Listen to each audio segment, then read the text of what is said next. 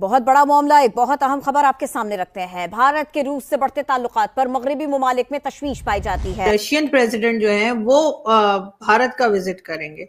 President Putin ने अपना तमाम वजन इंडिया के पलड़े में डाल दिया है। रशिया के सदर जो व्लादिमीर पुतिन है वो भारत का विजिट कर रहे हैं और ये बड़ा इम्पोर्टेंट विजिट है। भारत ने रूस के साथ ताल्लुकात को मजबूत बनाने पर जोर दिया। भारत ने सदर पुतिन के आलमी डिजाइन की तौसीक भी की। जब से रशिया यूक्रेन वॉर छिड़ी है तब से तो ये पहला दौरा होने वाला है कि स्टेट डिपार्टमेंट जो है वो कार्ड्स एक्ट को इम्प्लीमेंट नहीं कर रहा इंडिया के ऊपर बिकॉज दे अंडरस्टैंड कि ये वो वेवर देना चाहते हैं।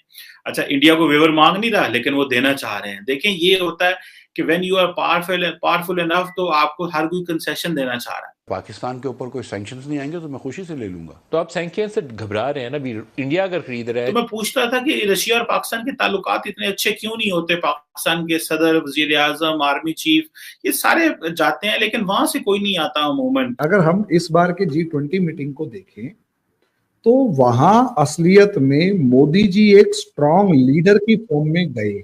रशियन समझते हैं कि जो पाकिस्तान है ये एक अमेरिकन एलॉय है और ये वहां से बाहर नहीं आना चाहता।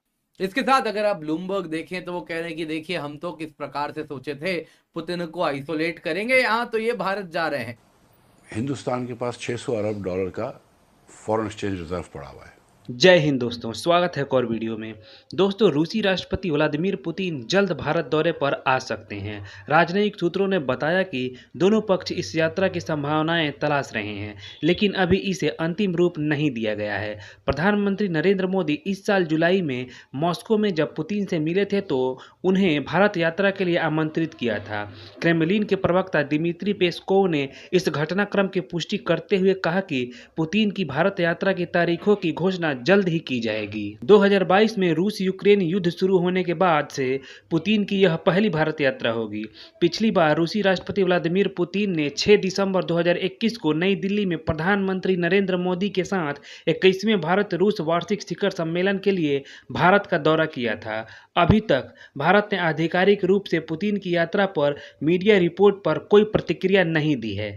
टॉपिक ऐसा कि जो अभी खबर आ रही है वो पता ही चल रहा है कि जो पुतिन है वो इंडिया विजिट करने वाले हैं। क्रेमलिन की तरफ से ये अनाउंस किया गया है कि जल्द ही, डेट अनाउंस नहीं की गई लेकिन कहा गया कि अब वो अमेरिका को, आप जानते हैं कि अमेरिका, रशिया और इंडिया, जब आप इस ट्रायंगल को देखते हैं तो इसके बीच इंडिया की बड़े अच्छे ताल्लुकात अमेरिका से भी और इंडिया के बहुत ही अच्छे और डेकेड्स पुराने जो दोस्ती है, पार्टनरशिप, वो रशिया के साथ भी। तो क्या पुतिन अगर इंडिया जाते हैं तो क्या वो वेस्ट को दिखाने के लिए जा रहे हैं? ये कैसे देखते हैं सर, आप कैसे एनालाइज करेंगे इसको?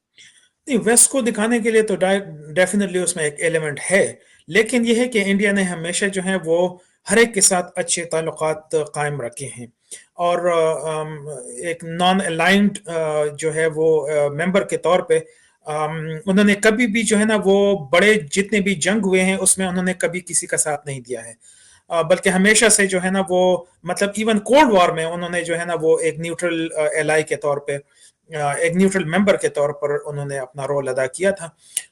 तो वही जो पॉलिसी है जो कि 1947 के इंडिया की चली आ रही है, वही पॉलिसी है जो कि मोदी भी उसको फॉलो कर रहा है और वो जो है वो हर एक जो बड़े एक्टर्स हैं उनके साथ वो अपनी ताल्लुकात जो है उसको कायम रखना चाहता है, क्योंकि उसमें इंडिया की इंटरेस्ट, नेशनल इंटरेस्ट जो है वो उससे बढ़ती है। और अगर आप जो है, क्योंकि रशिया जो है वो ट्रेड पार्टनर है इंडिया का, बहुत स्ट्रॉन्ग ट्रेड पार्टनर है। चाइना जो है वो ट्रेड पार्टनर है, डिस्पाइट द फैक्ट कि इंडिया और चाइना के मेजर इश्यूज हैं बीच में, लेकिन वो स्ट्रॉन्ग पार्टनर्स हैं और इंडिया जो है वो यूएस के साथ स्ट्रॉन्ग पार्टनर है, जापान के साथ बहुत स्ट्रॉन्ग पार्टनर है, ऑस्ट्रेलिया के साथ बहुत स्ट्रॉन्ग, मतलब कोई भी जो है आप इंडस्ट्रियलाइज नेशन को देख लें और उनके जो है वो पार्टनर्स जो है वो इंडिया में मौजूद हैं।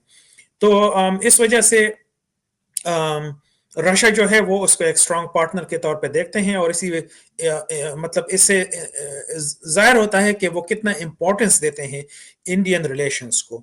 तो ये मेरे ख्याल में इंडिया के लिए भी अच्छी बात है और रूस के लिए भी अच्छी बात है। सुनने में यह आया है कि रशियन प्रेसिडेंट जो है वो भारत का विजिट करेंगे।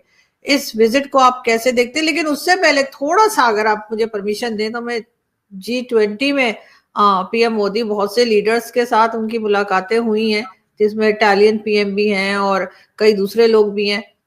क्या लग रहा है आपको कि कोई कुछ बड़ी चीज होने वाली है, या पीएम मोदी वैसे ही मुलाकात कर रहे थे क्योंकि पहुंच ही गए थे? और दूसरा, आपके फेवरेट कहना चाहिए, वो जो कैनेडियन प्राइम मिनिस्टर है, उनके साथ भी स्टेज शेयर किया है पीएम मोदी ने। देखिए, हमारे यहाँ तो जो डिस्कशन है वो ये है कि उसको जितना फट्टे के लगा दिया ना ट्रूडो को उसकी औकात दिखा दी, और बाइडन से मिले, बातचीत करी और उसे बता दिया गुड बाय बाइडन, हो गया बस तेरा।